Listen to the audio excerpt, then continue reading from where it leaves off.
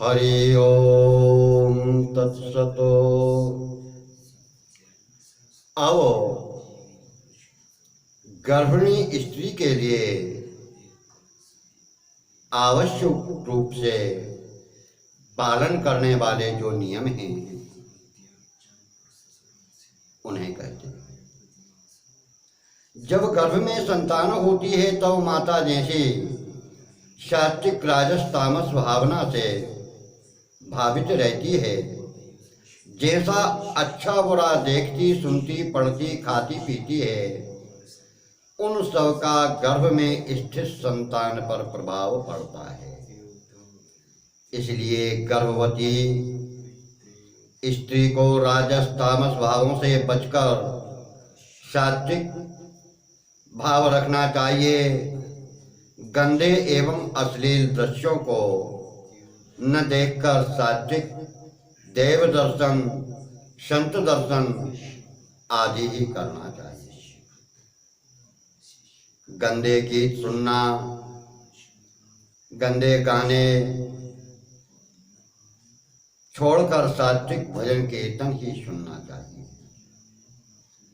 गंदे उपन्यास पढ़ना सुनाना छोड़कर रामायण भागवत आदि की सात्विक ग्रंथ ही पढ़ना सुनना चाहिए, सुनाना भी चाहिए। राजस तामस मांस मदिरा अंडा तीक्ष्ण मिर्च मसाला इन्हें छोड़कर सात्विक दूध की दाल रोटी आदि ही खाना पीना चाहिए। गर्भकालीन भावना का संतान पर प्रत्यक्ष प्रभाव पड़ता है। इसलिए गर्भवती स्त्री को चाहिए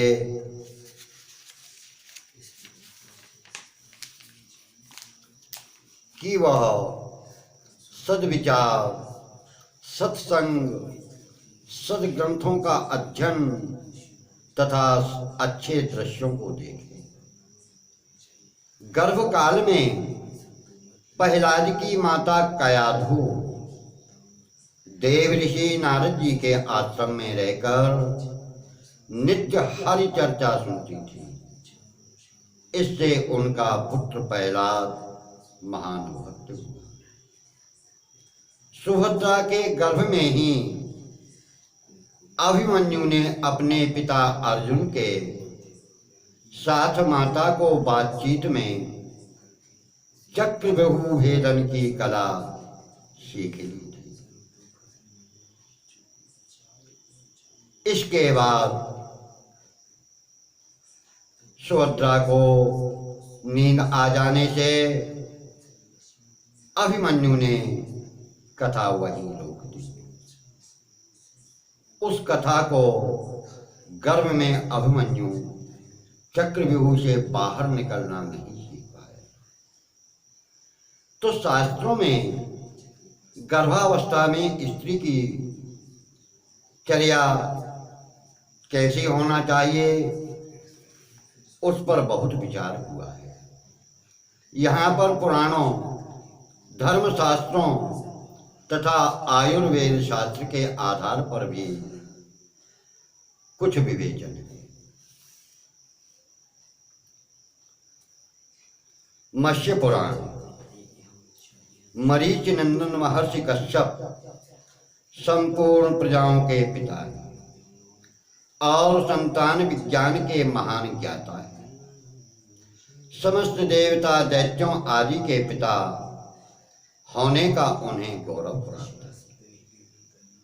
एक बार की बात है कि जब देवासुर संग्राम में देवताओं द्वारा दिति पुत्रों का संहार हो गया तो दैत्य माता दिति शोक से विभल हो गईं। उन्होंने अपनी तपस्या से प्रसन्न अपने पति महर्षि कश्यप से महान बलशाली पुत्र प्राप्त करने की इच्छा व्यक्त की, जो कि देवराज इंद्र को भी परास्त कर दे। तो कश्यप जी ने उनसे कहा, ऐसा ही होगा, किंतु गर्भावस्था में तुम्हें उन आवश्यक नियमों का पालन करना पड़ेगा जिससे कि तुम्हारा गर्भ सुरक्षित रह सके। यदि तुम इन नियमों का पालन नहीं करोगी तो गर्भ नष्ट हो जाएगा। फिर महर्षि ने दिति को गर्भिणी के नियम बताए। वरवर्णी ने गर्भिणी स्त्री को संध्या काल में भोजन नहीं करना चाहिए। उसे ना तो कभी वृक्ष की जड़ पर बैठना चाहिए और ना उसके निकट ही जाना चाहिए। वह घर की सामग्री मूसल ओखली आदि पर न बैठे, जल में घुसकर स्नान न करे, सुनसान घर में न जाए, बिंबट यानी दीमक की बांबी पर न बैठे, मन को उद्विग्न दुखी न करे, नख से लाठी से यानी कोयले अथवा राख से पृथ्वी पर रेखाएं न खींचे, सदा नींद में आलसाई हुई ना रहे, कठिन परिश्रम का काम ना करे, भूसी लाठी भस्म हड्डी खोपड़ी आदि पर न बैठे, लोगों के साथ वाद विवाद न करे और शरीर को तोड़े मरोड़े नहीं। वह वाल खोलकर भी न बैठे, कभी अपवित्र न रहे, उत्तर दिशा में सिरहाना करके एवं कहीं भी नीचे सिर करके न सोए, ना नग्न होकर, ना उद्विग्न चित्त होकर एवं न भीगे गीले चरणों से ही कभी शयन करे। अमंगल सूचक वाणी न बोले, अधिक जोर से न हंसे, नित्य मांगलिक कार्यों में तत्पर रहकर गुरुजनों की सेवा करे और आयुर्वेद द्वारा गर्भिणी के स्वास्थ्य के लिए उपर्युक्त बतलाई गई संपूर्ण औषधियों से युक्त गुनगुने गर्म जल से स्नान करे। वह अपनी रक्षा का स्वयं ध्यान रखे, स्वच्छ वेशभूषा में रहे, पूजन में तत्पर रहे, प्रसन्नमुखी होकर सदा पति के हित में लगी रहे, तृतीया तिथि को दान करे, पर्व संबंधी व्रतों का पालन करे। जो गर्भिणी स्त्री विशेष रूप से इन नियमों का पालन करती हैं उसका उस गर्भ से जो पुत्र उत्पन्न होता है वह शीलवान दीर्घायु होता है। उन नियमों का पालन न करने पर निसंदेह गर्भपात की आशंका बनी रहती है। इसलिए तुम इन नियमों का पालन करके इस गर्भ की रक्षा प्रयत्न पूर्वक करो, तुम्हारा कल्याण हो। दिति के द्वारा पति की आज्ञा स्वीकार कर लेने पर महर्षि कश्यप वहीं अंतर्ध्यान हो गए। तब दिति महर्षि कश्यप द्वारा बताए गए नियमों का पालन करती हुई समय व्यतीत करने लगी।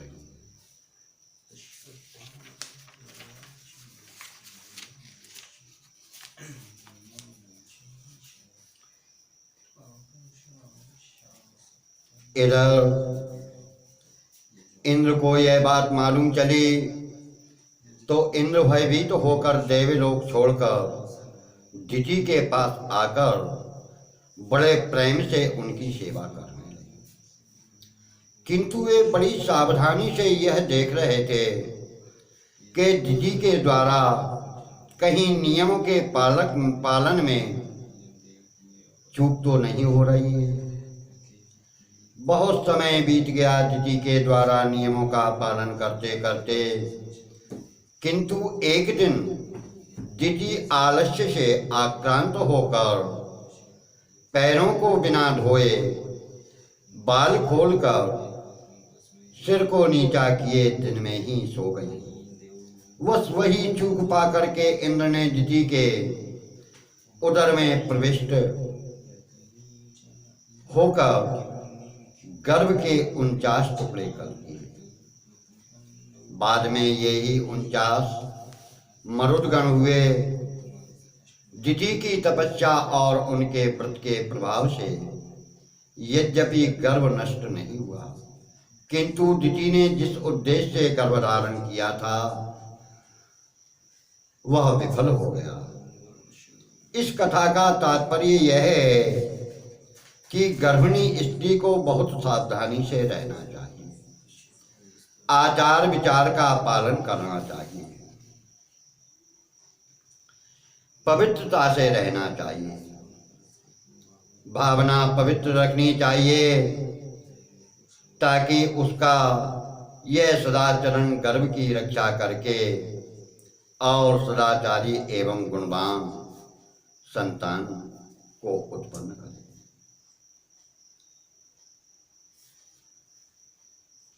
सुश्रुत संहिता महान चिकित्सा शास्त्री आचार्य सुश्रुत ने भी गर्भिणी के आवश्यक पालनीय नियमों का उल्लेख इस प्रकार किया है।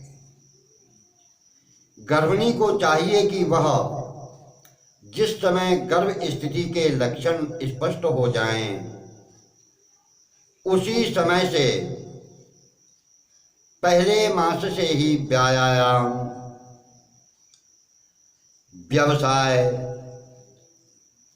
मैथुन, अतर्पण, शरीर को घटाने वाला आहार विहार, अतिकर्षण, कृश कमजोर होना, दिन में सोना, रात्रि में जागना, शोक यानी दुख करना, सवारी, घोड़े आदि वाहन पर बैठना, वह उत्कट आसन यानी उखड़ू बैठना, इनको एकदम त्याग दे। उसे असमय में स्नेहादि क्रिया, रक्त मोक्षण तथा मलमूत्र आदि वेगों को नहीं रोकना चाहिए। तथा प्रवृत्ति, व्यवसायम, व्यायाम, अतितर्पण, मतिकर्षणम, दिवास्वप्नम, रात्रि जागरणम, शोकम यानारोहणम, वह मुत्कटुकासनम, चैकांतता, स्नेहादि क्रियाम, शौणितमोक्षणम, चाकाले वेग विधारणम च न सेवते, ऐसा सुश्रुत संहिता में कहा गया है। दूसरे स्थल पर आचार्य सुश्रुत कहते हैं, गर्भवती स्त्री प्रथम दिन से ही लेकर अलग दिनों में नित्य प्रसन्न मन वाली पवित्र अलंकारों से आभूषित श्वेत वस्त्र धारण करने वाली, शांति परायण, मंगलकारी, स्वस्ति वाचन पढ़ने वाली, देवता ब्राह्मण गुरु की सेवा पूजा करने वाली हो, मलिन, विकृत या हीन अंगों का स्पर्श न करे। दुर्गंध एवं बुरे दृश्यों को न देखे, बेचैनी उत्पन्न करने वाली कथाएं न सुने, शुष्क वासी सड़े गले अन्न को न खाए, घर से बाहर निकलना, खाली घर में जाना, चैत्य श्मशान वृक्ष के नीचे रहना छोड़ दे। क्रोध एवं भय तथा निंदित पदार्थों को ऊंचे से तेज स्वर में बोलना आदि जिन कारणों से गर्भ को नुकसान पहुंचता है उनको छोड़ दे। बार बार तेल का अंग में लगाना और उत्सादन यानी उपटन लगाना यह भी छोड़ देना चाहिए। शरीर से मेहनत नहीं करना चाहिए।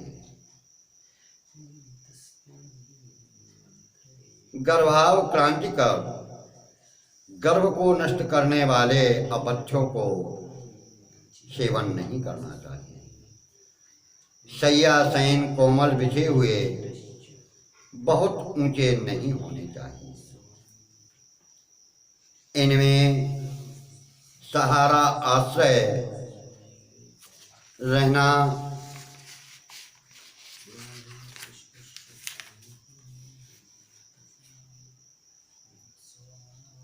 ये पीड़ा कारक ना हो। मन के लिए प्रिय द्रव मधुर रस की अधिकता का स्निग्ध अग्निवर्धक दीपनीय द्रव्यों से भोजन को लेना चाहिए। प्रसूति होने तक के लिए ये साधारण नियम सुश्रुत संहिता में बताए। और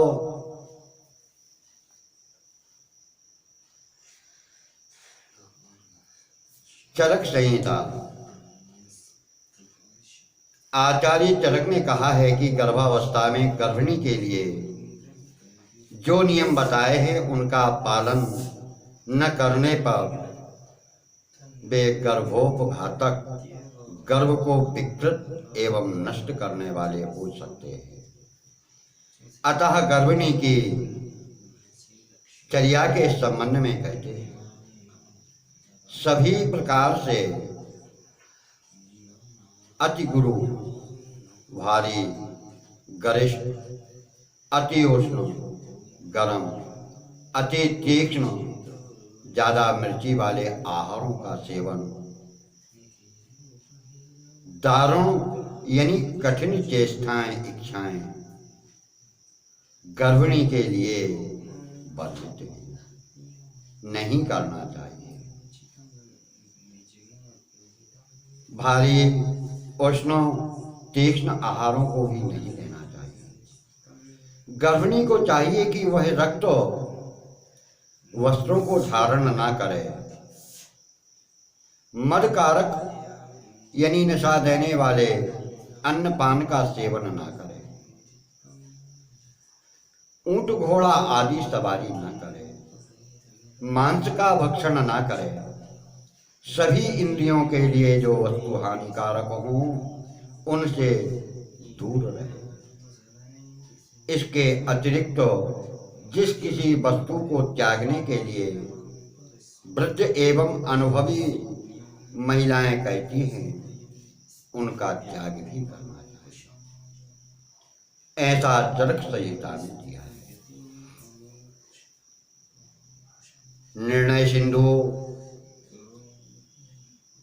तृतीय परिचय पूर्वार्ध में वाराह के वचन से बताया गया है कि गर्भिणी स्त्री मांस युक्त भोजन का यत्न पूर्वक त्याग करती। शामिशम सनम यत्नात् प्रमदा परिवर्ज एतसा प्रभृति। गर्भिणी स्त्री के पालनीय नियम।